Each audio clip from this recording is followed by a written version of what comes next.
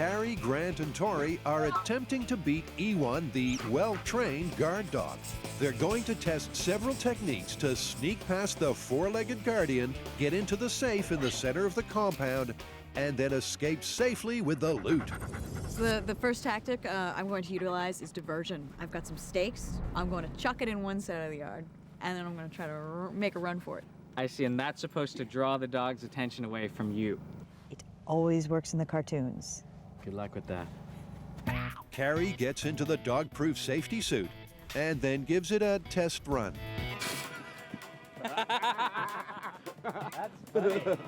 With Carrie about as mobile as a dog's chew toy, she adapts her heist plan.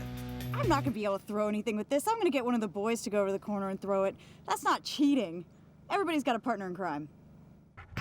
Tori gets the plan underway by interesting Ewan in his meaty treat. Oh, look, he likes. Oh, you licking it? You like you like the meat. I think you guys should probably go for it now, no? Tori's tasty T-bone taunting has bought Carrie enough time to get to the safe.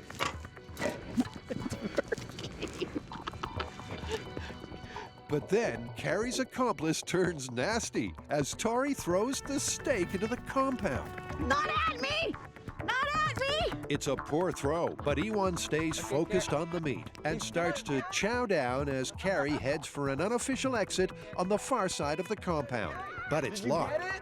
Hurry, he's eating the meat! Meanwhile, Ewan has finished the first course and goes back to Tori for more. But when Tori doesn't have another steak ready, Ewan goes to work. Move. Oh.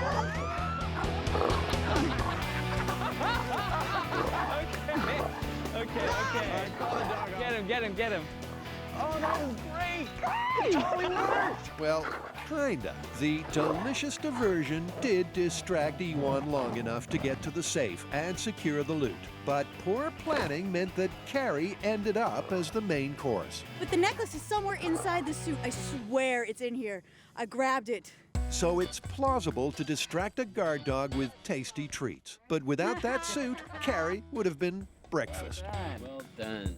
Next up, Grant and Tori are tackling two myths which an animal behaviorist and fan of the show suggested. And they're both based on the concept that by using body language, you can persuade the dog to leave you alone. First into the ring is Grant, and the theory is Ewan will take Grant's submissive posture as proof he's not a threat. Oh my God, this is not working. This is not working. This is not working. I don't think it's working. But it doesn't work. Next, Tori attempts to take alpha dog status by getting aggressive. But his top dog impression simply results in him being the dog's lunch. With the score Mythbusters 1, Guard Dog 2, it's back to Adam and Jamie. So how old is the phrase, "you can't teach an old dog new tricks"? Well, it's pretty old. It originated from some guy named Fitzherbert who wrote a paper on animal husbandry in 1523. That's it? Yeah. All right. The dogge must learn it when he is a whelpe, or else it will not be, for it is hard to make an olde dogge to stoop. Like I said, you can't teach an old dog new tricks. Their mission? To fold a piece of paper that's almost the size of a football field. The biggest attempt of its kind in the world. It's huge. I don't know if this is gonna be big enough. Oh, yeah. Because there's not a piece of seamless paper on the planet big enough, the plan is to get 17 individual rolls and lay them out side by side. Covering 170 by 220 feet, the team will join them together with double-sided tape. Then they'll use whatever methods necessary to try and fold it into a submission. Basically, you're gonna have to fill this whole area.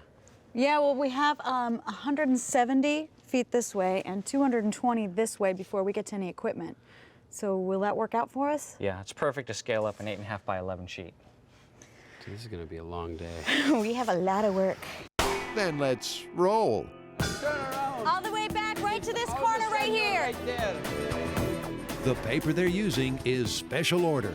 This is the thickness of regular office paper, about 3/1000.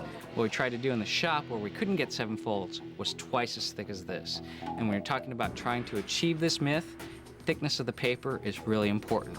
Going larger and thinner might just give them the edge they need to beat this myth. They position the first roll, give it a push, and they're off. This is gonna be the biggest piece of paper ever.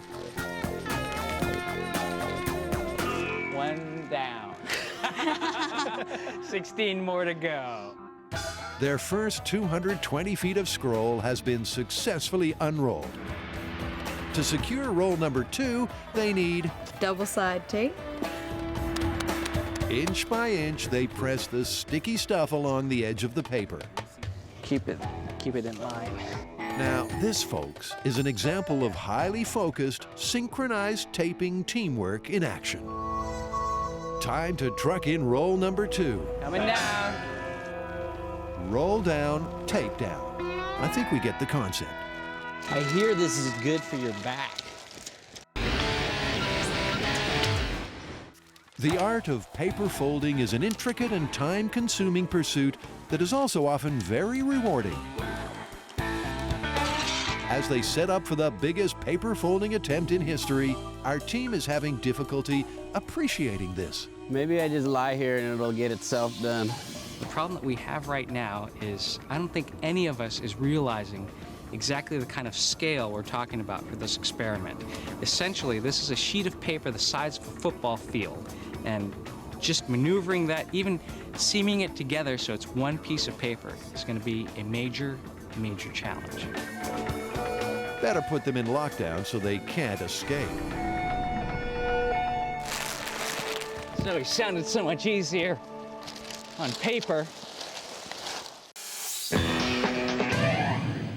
Back at the pool, Jamie and Adam are testing ways to escape a car that's plunged into the drink. They've already discovered that if you wait for the cabin to fill with water so the differential pressure equalizes and releases its grip on the doors, it could be too late. Now they're going to try out a modified survival technique. Oh, here we are, day 2. The first maneuver on their cheating death checklist is to try and open the door before the car starts to sink. I figure for this particular technique to work, you need to do it right the minute you hit the water. If you hesitate, it's all over and you gotta ride it out. Here we go. Adam's plan of action is I'm just gonna wait until the water gets up to my ankles, and then I'm gonna try and open the door. There we go. Oh man. Oh, that sound is so wrong. the water rushes in. Okay, I'm starting to see it on the floor. And it's coming up to my ankles. Now I'm gonna try and open the door. And Adam rushes out.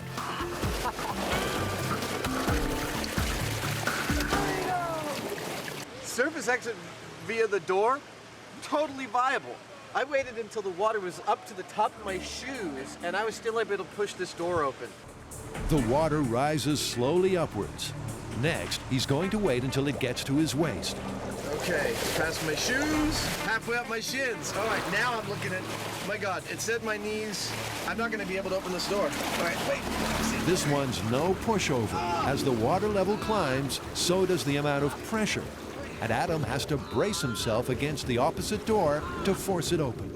Jamie and Adam are testing the myth that if your car swerves off the road and into a body of water, to get out alive, you have to wait until it's completely submerged and full of water before you can open the door. So did you know last year, AAA estimated 11,000 vehicles went off the road and into the water, and as a result of those accidents, 300 people died. Holy cow, that's a lot of people. Yeah. I thought it was more like a freak accident.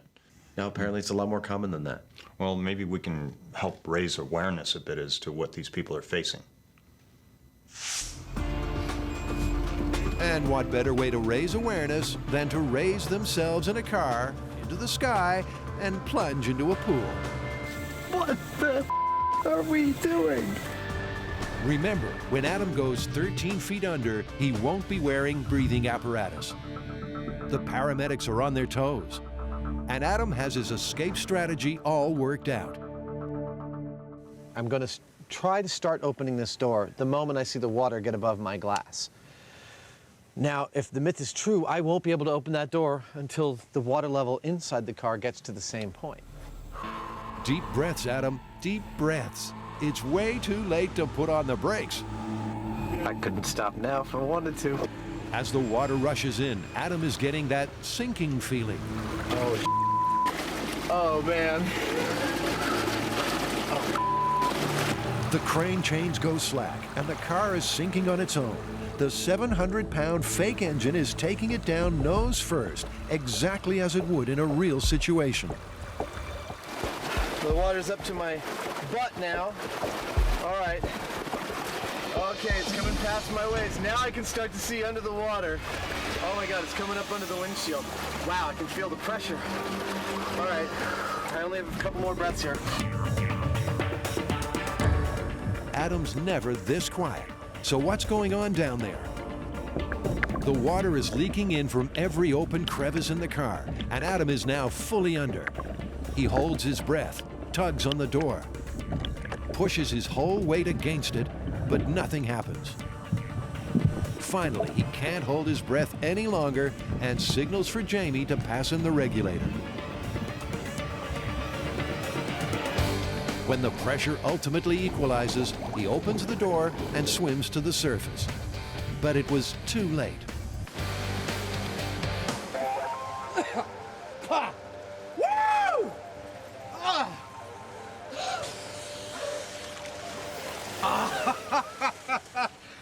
That is intense, no matter how you slice it. I died. Let's just put it that way. Well, that's put a dampener on things.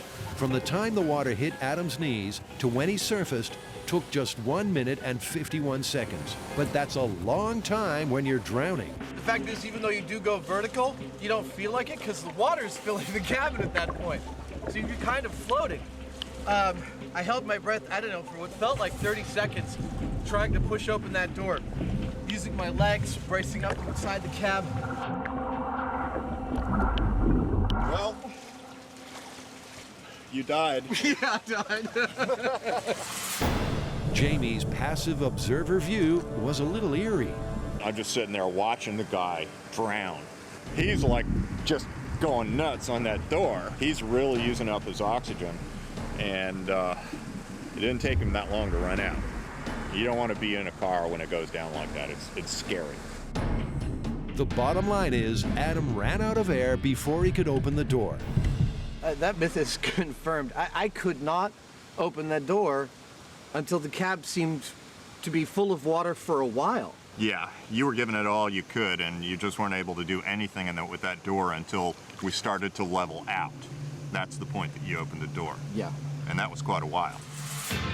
Differential pressure can be such a downer. The starting point is to see if any of them can actually be hypnotized in the first place.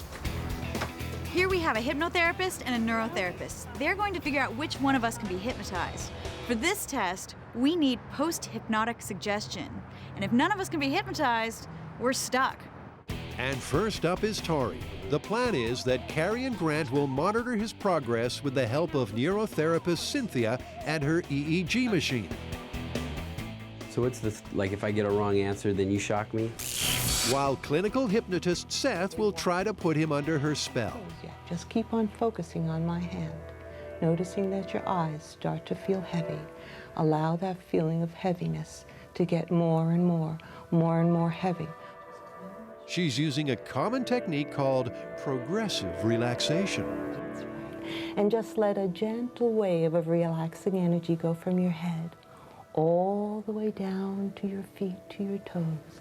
A gentle wave. Carrie and Grant will know Tori's been hypnotized when the EEG machine shows his brain's electrical activity has halved. Do you know what percentage of people are able to be hypnotized? Easily 85%. 85? To some degree. Despite the odds, they're not off to a good start because even after 10 minutes, Tori's brain activity has only dropped by 5%.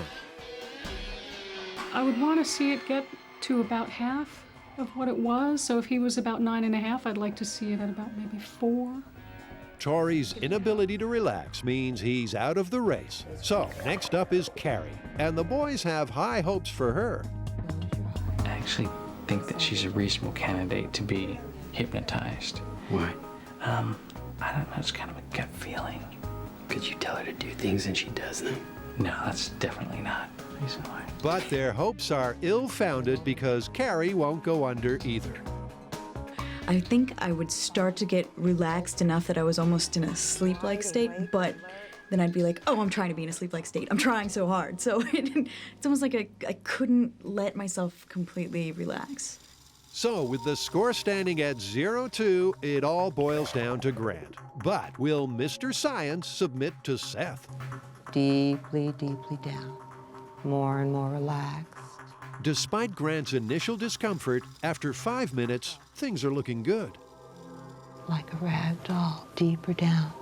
The EEG machine shows Grant's brain activity has already dropped from a level 9 to a 4. I think he's in a deep state. I think he's more hypnotizable. There you go, look at that.